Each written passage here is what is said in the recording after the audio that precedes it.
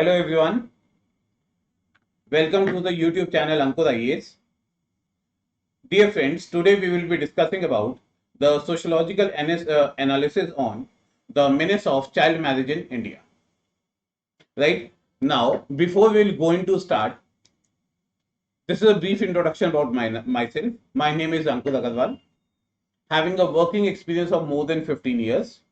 Right now associated with the Unacademy. If you like this course, so please do like this video, share with your friends and subscribe to this channel. Dear friends, the PDF of this video will going to be provided by me on the Telegram channel, that is Social Samadhan. Now, we will be discussing about what is basically the child marriage, what are the factors which actually leads to the continuous prevalence of the child marriage in India, what are the measures which has been taken by the government or the state administration to curb the child marriage, and then what is the way forward with respect to the child marriage. Now, before we're going to go for the what this child marriage is all about, let us see some of the data which has been provided by the government of India. Now, if we will going to see the percentage of the women who are getting married before the age of 18 years, Bihar is leading the data with the 68.2%, then the Rajasthan, Jharkhand, Uttar Pradesh, West Bengal, Madhya Pradesh, etc. And the data is quite strange that such a huge number of the marriages which are taking place in all these states, they are still going with the child marriages. Now, what is the child marriage actually is all about? Now, child marriage usually refers to any social phenomena in which a young girl is going to get married to any adult boy. Or, let's say, at the time of the birth of the child itself, the parents, they have finalized the marriage of both the boy and the girl, and in the future they will going to get married. Right? Even UNICEF data says this thing, 1 in 3 of the world child marriages, the bride belongs to the India only. और Covid के time पर जो है यहाँ पे child marriages जो है यहाँ पे और ज्यादा इंक्रीज हुई है. Now, the question comes, what are the factors which lead to the child marriage in India? So, one of the major factors is lack of education.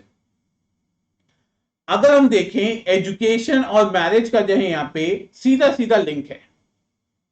India में अराउंड 45% ऑफ द वुमेन ऐसी हैं अभी भी जो है यहाँ पे educated नहीं है. और अगर हम देखेंगे यही वो सेक्शन है जिसकी सबसे जल्दी जो है यहाँ पे मैरिज हो रही है. Then daughters are seen as a burden in our society due to the dowry and other economic reasons. The daughter is considered as a burden, and that's why also the parents feel कि हमारे को जो अपनी बेटी की शादी जल्दी से जल्दी कर देनी है. Then the poverty.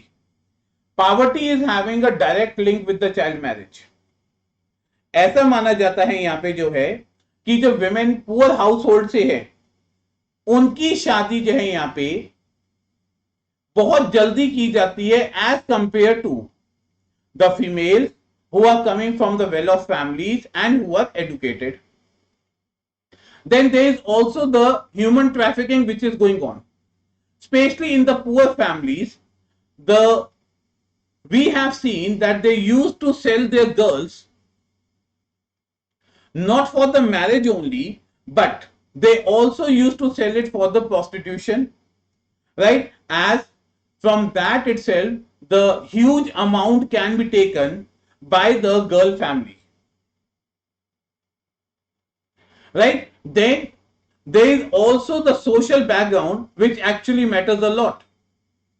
When I talk about the social background, it simply means कि अगर यहाँ पे हम देखेंगे रूरल एरियाज में, शेड्यूल्ड कास्ट में, शेड्यूल्ड ट्राइब में, यहां पर चाइल्ड मैरिज बहुत ज्यादा है as compared to urban areas. Then many people justify the child marriage in the name of customs, traditions, and जैसे कि सर ये तो परंपरा है हमारे यहाँ पे, सबकी जो यहाँ पे शादी जल्दी कर दी जाती है और इसलिए यहाँ पे हम भी कर देते हैं. Now, what steps has been taken by the government itself to curb the child marriage? So, one of the steps which has been taken was the education. As I said, education is directly linked to the marriage as a whole. And within this perspective, if more and more the girls will go into get educated, obviously they will be able to go for the career mode as compared to go for the child marriage. Then, congregating the child protection workers. Now, this means one of the way to keep the check on the child marriage is during the pandemic time, we have seen there is a strong teamwork is going on by which the health workers, they were basically doing the work for the people. If the same teamwork can be done at the grassroots level, by which we will be able to sensitize our society towards the gender, we will be able to enlighten the rural people, then the child marriage cases can be reduced. Then we also need the strict enforcement of the law. Right now, we are having a very good rules, regulations and the laws. But when it comes to the implementation part, in real sense, the true letter and the spirit, we need to implement it very strictly. At the same time, we need to promote the convergence. When I say promoting the convergence, it simply means that programs at all the levels should be converged.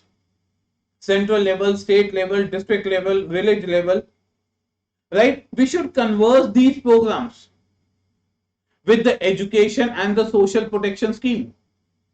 Like government has already enacted the Child Marriage Prohibition Act 2006, right? And at the same time, many initiatives has been taken. Example, Beti Bachao, Beti Padhao, Sukanya Samriddhi Yojana, to incentivize the people to give the equal treatment to their daughters.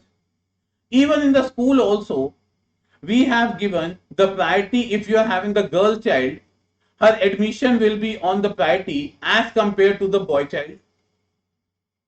At the same time,